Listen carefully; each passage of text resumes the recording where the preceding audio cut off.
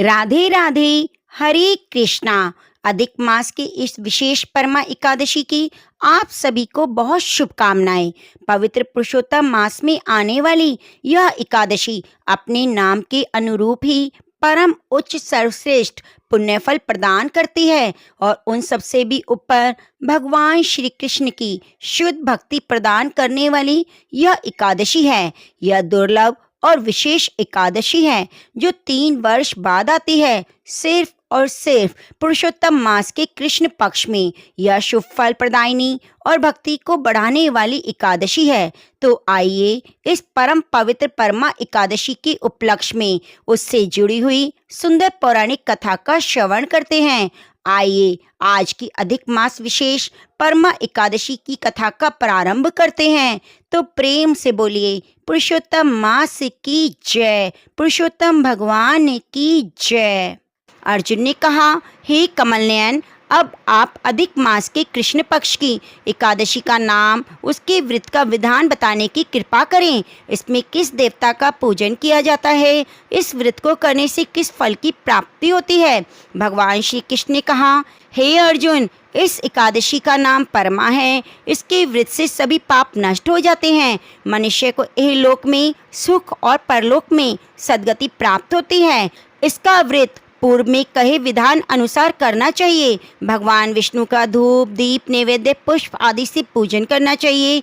इस एकादशी की पावन कथा जो कि महर्षियों के साथ कांपिल्य नगरी में हुई थी, वह मैं तुमसे कहता हूँ, ध्यान पूर्वक सुनो।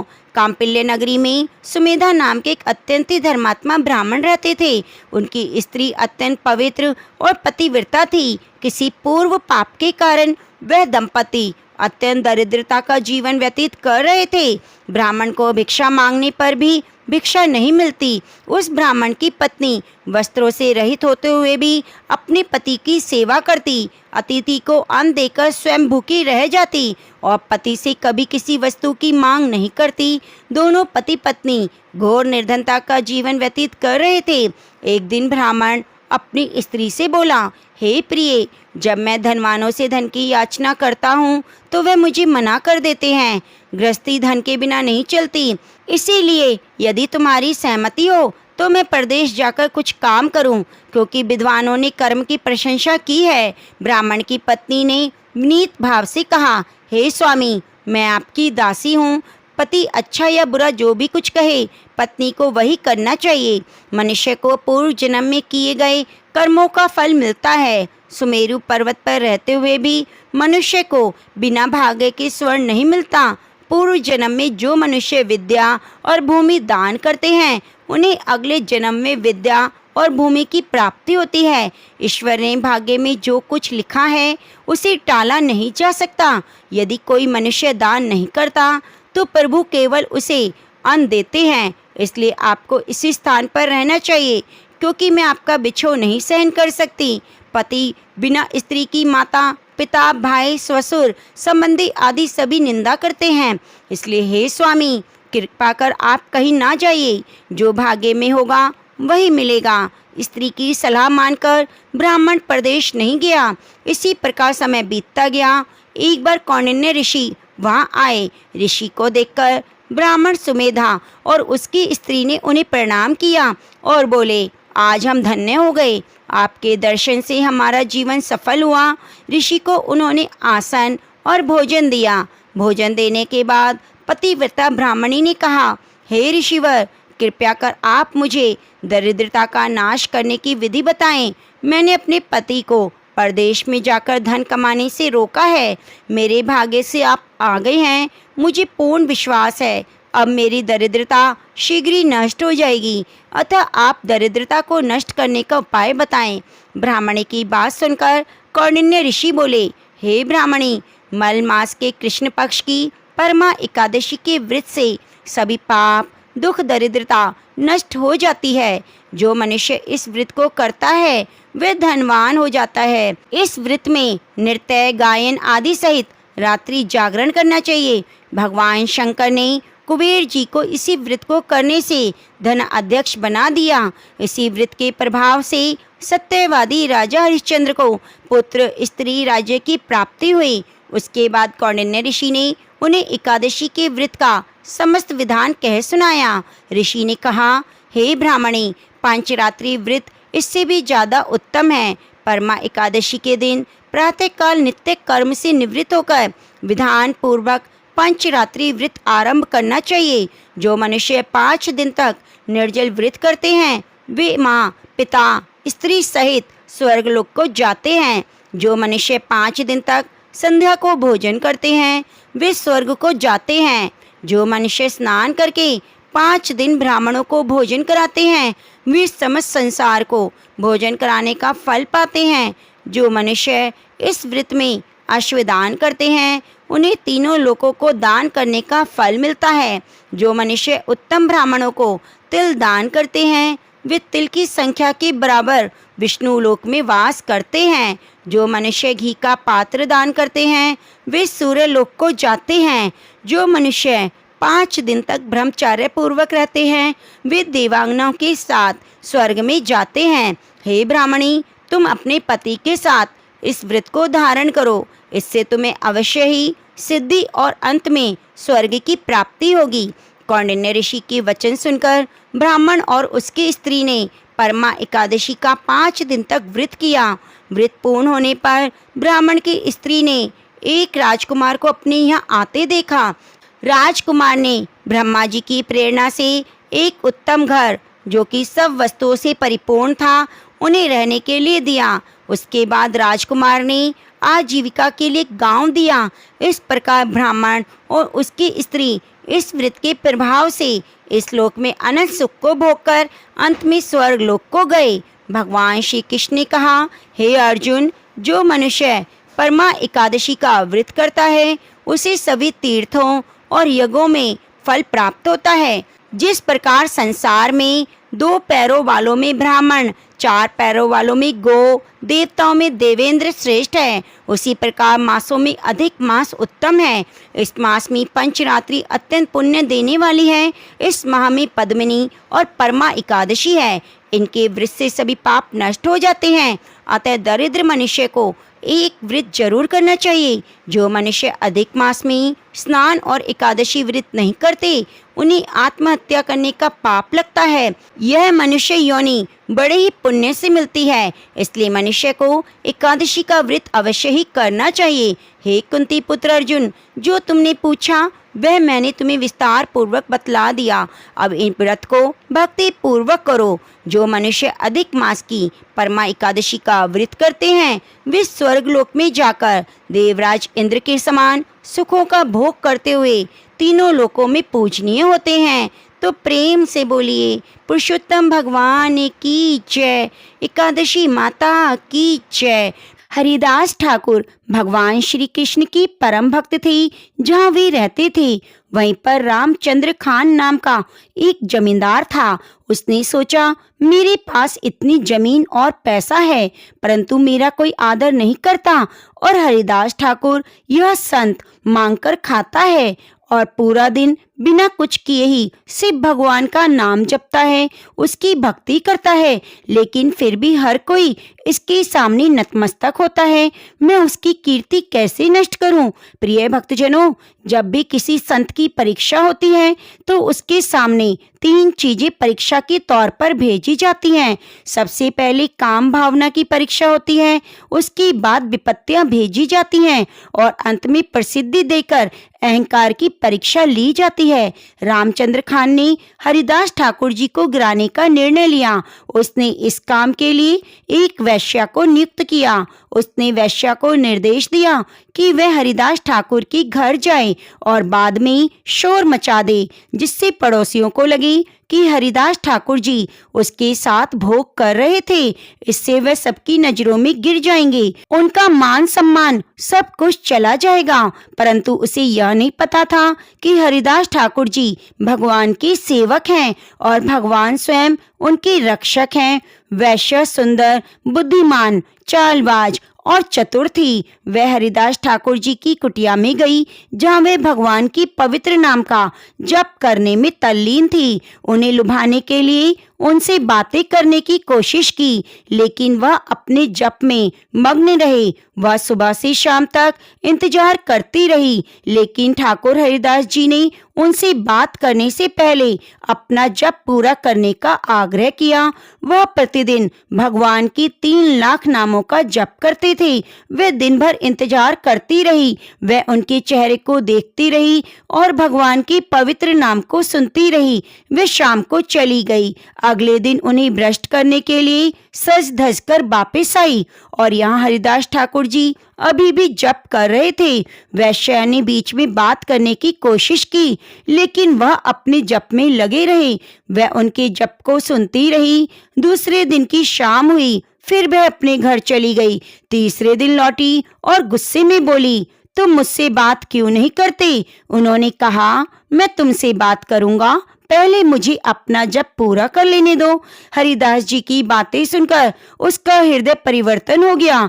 उसने सोचा, मैं कितनी बड़ी पापिणी हूँ, मैं ऐसे महान व्यक्ति को भ्रष्ट करने की कोशिश कर रही हूँ। वह रोने लगी और हरि कृष्ण कृष्ण कृष्ण हरि हरि जाप करने लगी। हरिदास जी ने देखा और सोचा, भगवान ने अब उस पर कृपा कर दी है। अब हरिदास ठाकुर जी उससे बात करने को तैयार हो गए। उस वैश्या को दुख था कि वह उन्हें भ्रष्ट करने आई थी। वह रो रही थी और उनसे सेवा में स्वीकार किए जाने का अनुरोध करने लगी। हरिदास जी ने कहा, अब तुम वैश्या नहीं हो, तुम मेरे भगवान श्री कृष्ण हो, परंतु उनका नाम उनसे भी महान है। मेरे भगवान के नाम में कोई भेदभाव नहीं। कोई भी हरे कृष्ण नाम का जप करके परम कल्याण प्राप्त कर सकता है। तुम ऐसा करना कि गलत कार्यों में जमा किया हुआ धन गरीबों में बांटकर और आज से ही पवित्र नाम का जप करना शुरू कर दो। यह नाम आपको पवित्र कर देगा।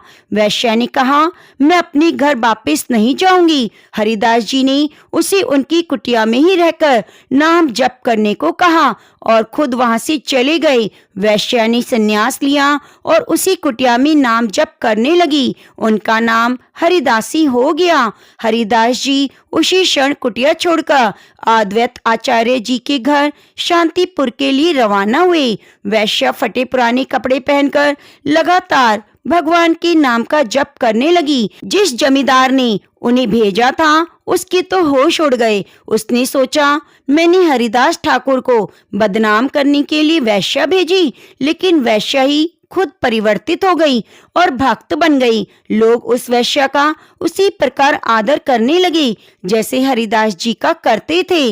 लोग उसके दर्शन के लिए आने लगे। ये भगवान की नाम जप की ही महिमा है।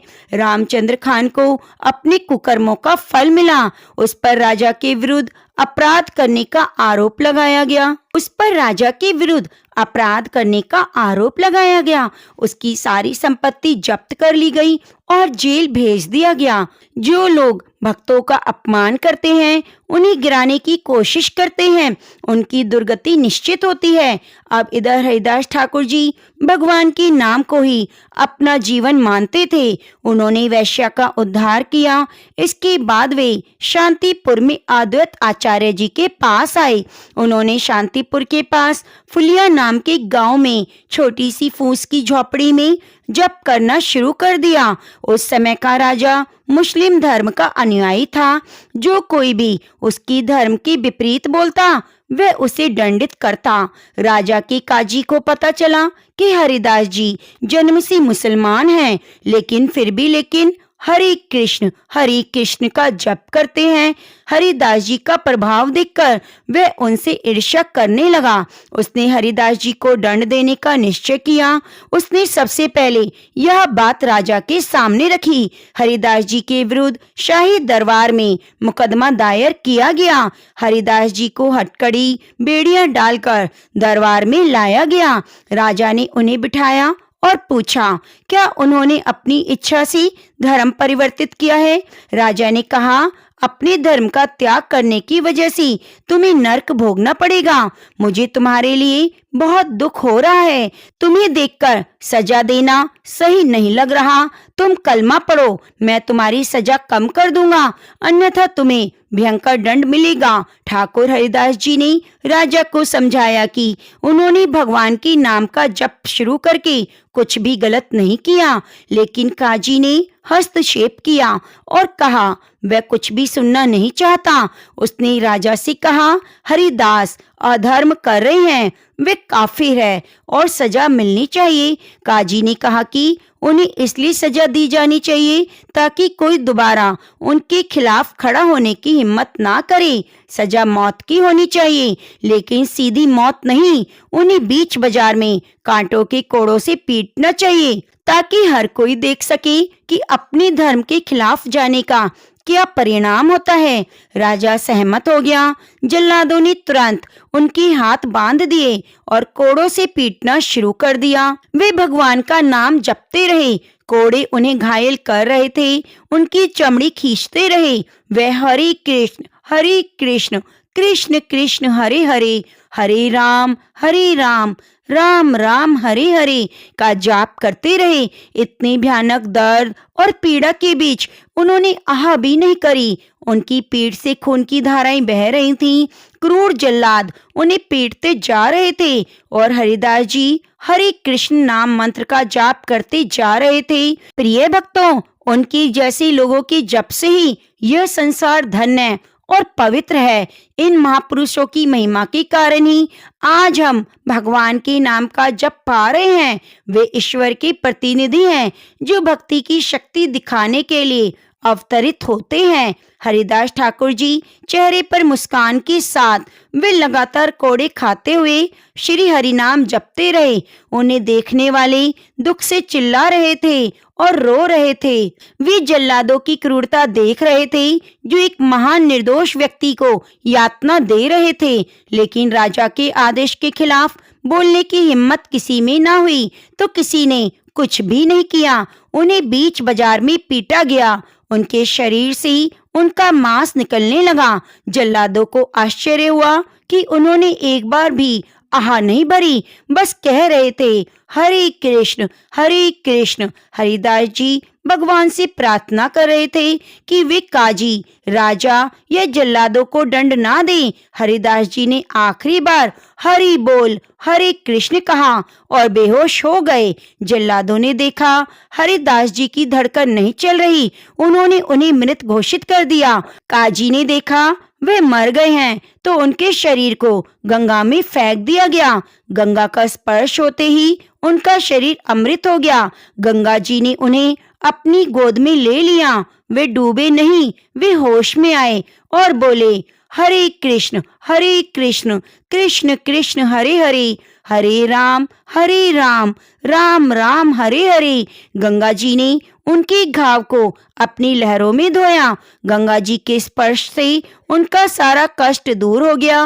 वे किनारे पर पहुंच गए। लोग उन्हें गोद में उठाकर फुलिया गांव के पास उनकी झोपड़ी में ले गए। उनकी पिटाई की खबर चारों ओर फैल गई। हरिदास जी के दर्शन के लिए भारी भीड़ उमड़ पड़ी। वे कीर्तन करने लगे।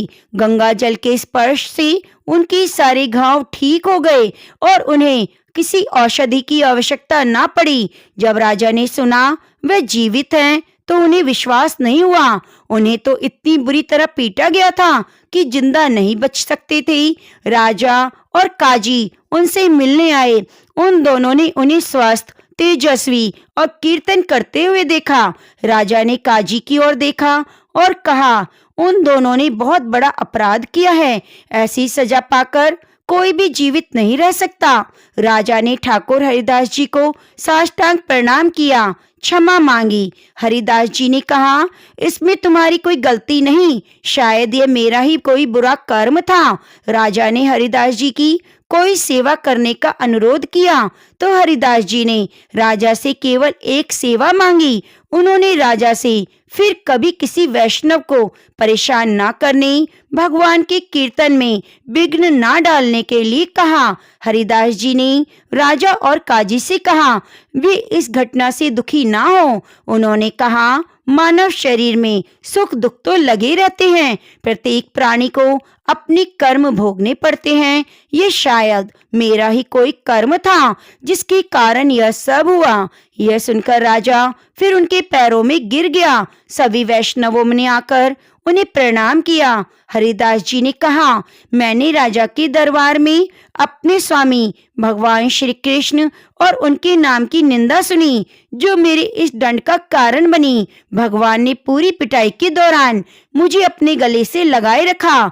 मुझे एक भी कोड़े की मार महसूस नहीं हुई, मुझे बिल्कुल भी दर्द नहीं हुआ। तो इसीलिए कहा जाता है, यदि आप भगवान से प्रेम करते हैं, अपने दुखों को दूर करना चाहते हैं, मोक्ष की प्राप्ति चाहते हैं, तो जीवन में कितने भी दुख क्यों ना आए, उसे भगवान की इच्छा समझकर दुखी ना हो। तो प्रेम से बोलिए, राधा कृष्ण भगवान की जय।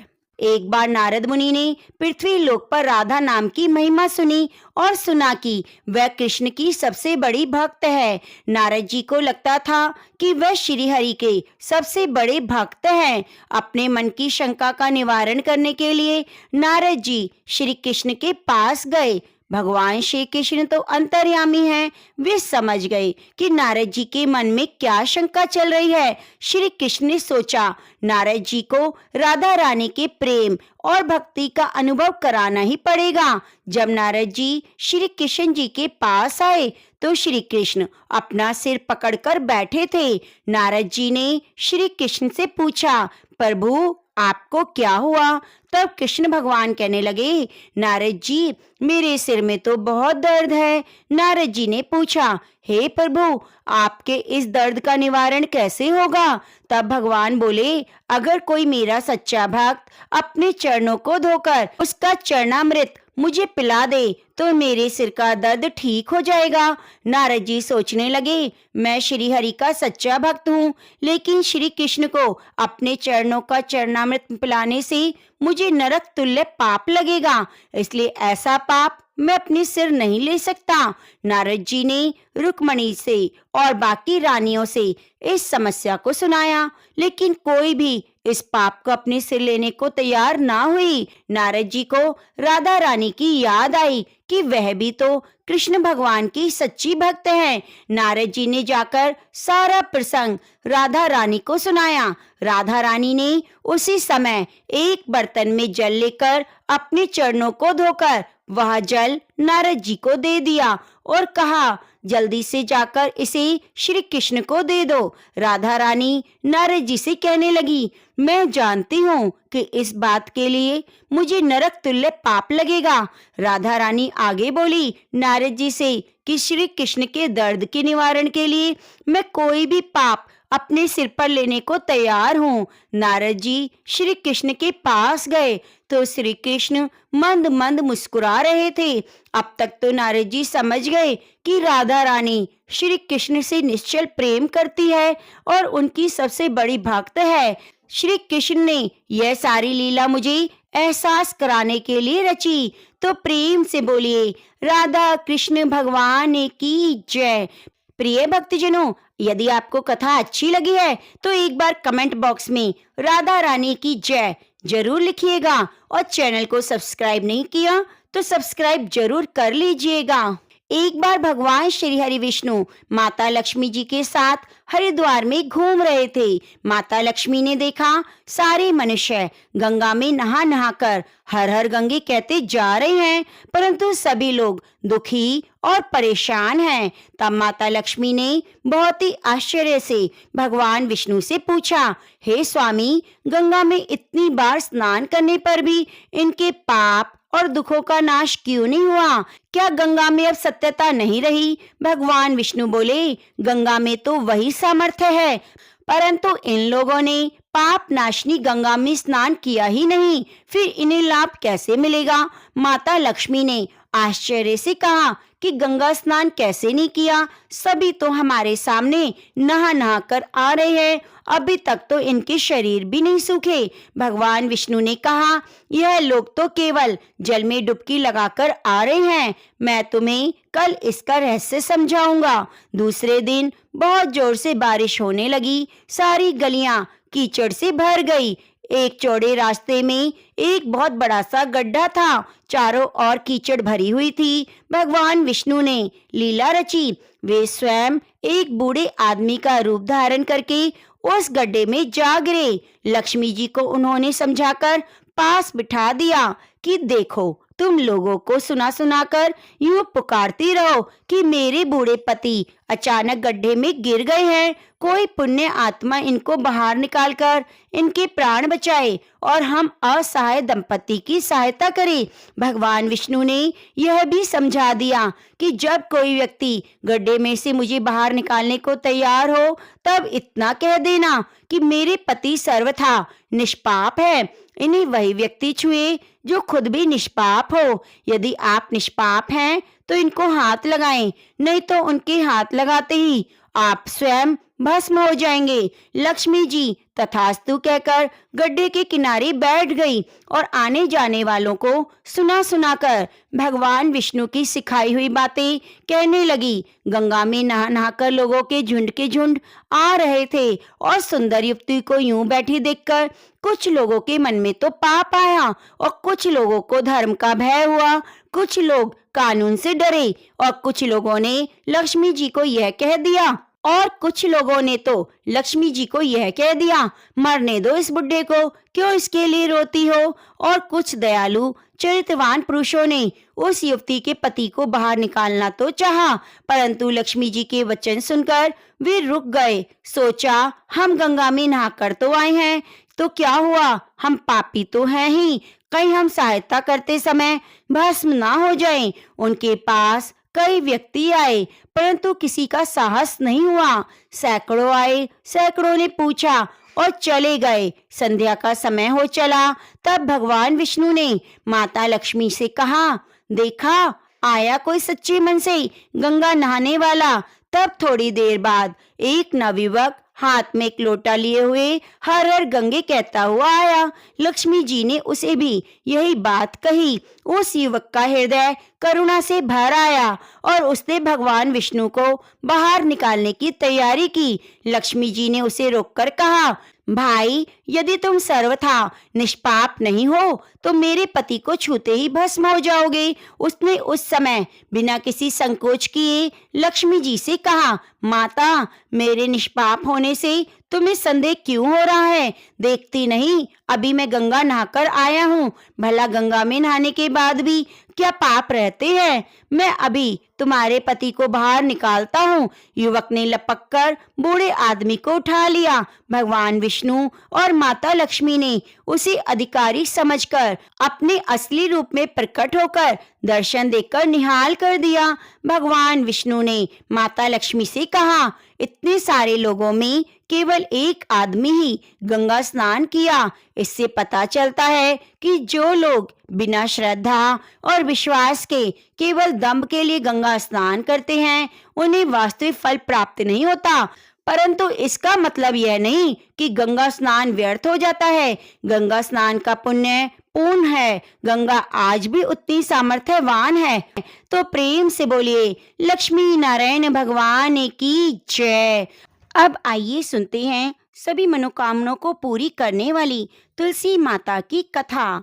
एक बार एक बूढ़ी माई थी जो प्रत्येक एकादशी को श्रद्धा के साथ तुलसी माता की पूजा करती, एकादशी का उपवास करती, नियमित रूप से तुलसी माता को जल से सींचा करती। तुलसी माता में गहरी श्रद्धा थी। वे जब भी तुलसी जी को सींचते समय तुलसी माता से कहती, हे तुलसी माता, सत की दाता, मैं तेरा बिरवा सींचती हूँ। मुझे बहू दे, पीले रंग की धोती दे, मीठा मीठा घास दे, बैकुंठ में बास दे, अच्छी मौत दे, चंदन की काठ दे, अच्छा राज दे, खाने को दाल भात दे, 11 के दिन भगवान श्री कृष्ण का कांदा दे। बुढ़िया माई की यह बातें सुन सुनकर तुलसी माता सूखने लगी। तुलसी माता को यूं सूखते देखकर भगवान कृष्ण ने पूछा, तुलसी, तुम प्रतिदिन क्यों सूखती जा रही हो? तब तुलसी माता ने कहा, बस मेरे मन की बात मत पूछो। भगवान कृष्ण ने कहा, मैं नहीं पूछूंगा तो फिर कौन पूछेगा? तब तुलसी माता कहने लगी, प्रभु एक बूढ़ी माई आती है और अपनी बात कहकर चली जाती है। मैं उसकी सारी बातें तो पूरी कर दूं, लेकिन कृष्ण का कांधा कहाँ से लाऊंगी? भगवान बोले, जब वह मरेगी तो मैं अपने आप ही कांधा देने आ जाऊंगा। तुम बस बूढ़ी माई से कह देना। इसके कुछ दिनों बाद ही बूढ़ी माई मर गई। बूढ़ी माई के मरने पर सारा गांव इकट्ठा हो गया। गांव वाले जब उसका अंतिम संस्कार करने के लिए उन्हें अर्थी पर उठाने लगे तो वे बहुत भारी हो गई, जिस कारण उनकी अर्थी बिल्कुल भी नहीं हिल रही थी। सभी बोले, यह तो बहुत पूजा पाठ करती थी, कोई पाप नहीं किया, फिर भी इतनी भारी कैसे हो गई? तभी वहाँ बूढ़ी ब्राह्मण के वेश में भगवान कृष्ण आए और बोले, भाइयों यह भीड़ कैसी है? तब गांव वालों ने बताया, एक बूढ़ी माई मर गई है और वह इतनी पापिन थी कि उसकी अर्थी तो उठ ही नहीं रही, वे बहुत भारी हो गई है। ब्राह्मण रूपधारी भगवान कृष्ण बोले, मुझे इसके कान में कुछ कहने दो, फिर यह उठ जाएगी। तब गांव वालों के कहने पर भगवान कृष्ण बूढ़ी माई के कान के पास जाकर उसके कान में बोले, हे माई, तू अपने मन की बात कर ले, पीतांबर की धोती ले, मीठा मीठा घास ले, वैकुंठ में बास ले, चटके की चाल ले, चंदन की काठ ले, झालर की झिनकार ले, दाल भात का जीवन ले और ले कृष्ण का कांधा। अब तो भगवान की ये सब बातें सुनकर बूढ़ी माई हल्की हो गई। भगवान स्वयं उसे अपने कंधे पर ले गए। इस तरह बूढ़ी माई को मुक्ति मिल गई और वह वैकुंठ को चली गई। हे तुलसी माता, जैसे आपने इस बूढ़ी माई की मुक्ति करी, वैसे सभी की करना। जैसे भगवान ने उन्हें कांधा दिया, वैसे हमें भी देना। तो प्रेम से बोलिए, कृष्ण भगवान की जय, तुलसी माता की जय।